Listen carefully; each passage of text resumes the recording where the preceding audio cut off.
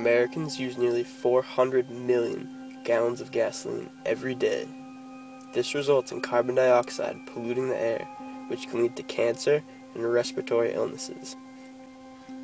About 80 people per day die from car-induced air pollution.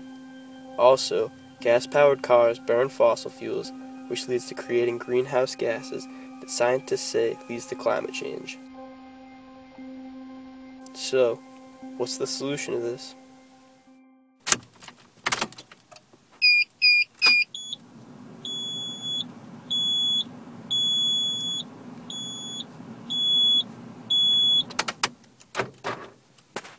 That is the sound of eCars' new all-electric car called the WeGo. It burns no gas and gives off no emissions. It is the car of the future. We took a trip to Reading's very own eCar dealership, the only one in New England, to learn more about their innovative business and technology. This is what we will explore on this week's episode of This Reading Life.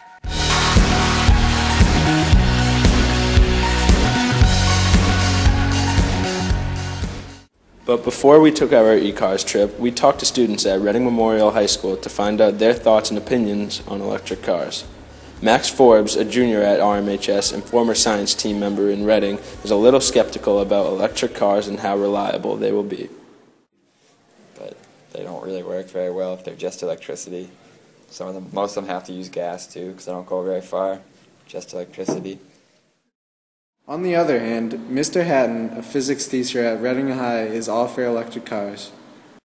Cars or electric cars are basically where the future is going.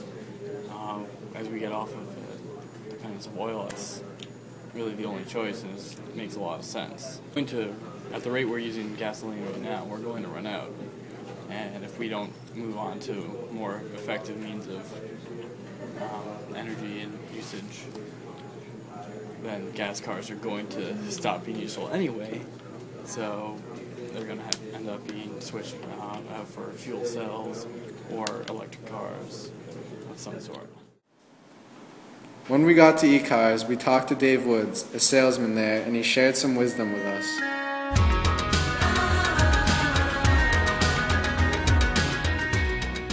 He showed us around their 100% electric WeGo car, and we were impressed. The battery was a lot smaller than a gas-powered engine, and the car was much more roomier than we imagined for such a compact, two-seated vehicle.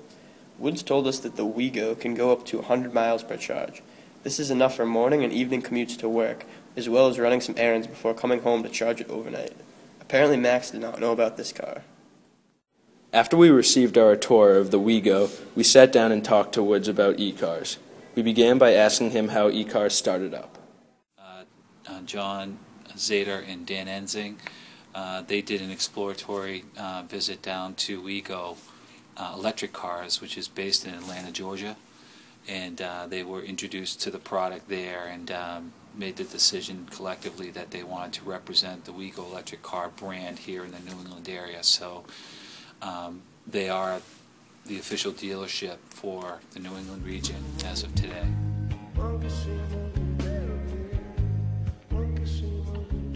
The main reason eCars decided to build a dealership in Reading was because of the town's accessibility to Interstate 95. Reading eagerly welcomed the new business. We asked Woods what eCars' strategy was and what their goals were to be a successful business in this economy. They want to build a safe, reliable, and practical car that people can conceivably drive.